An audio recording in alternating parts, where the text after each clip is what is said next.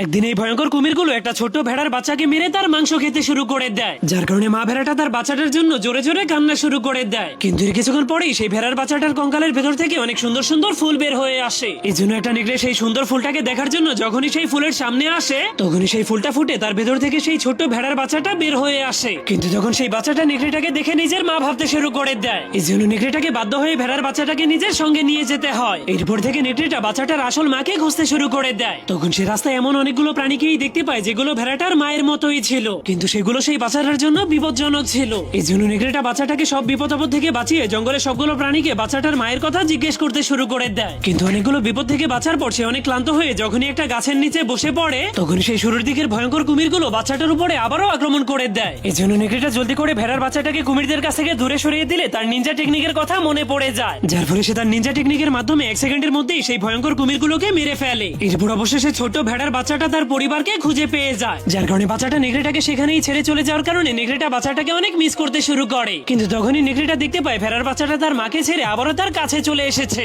কারণ সেই বাচ্চাটা নেকড়েটাকেই নিজের আসল মা মনে করতো।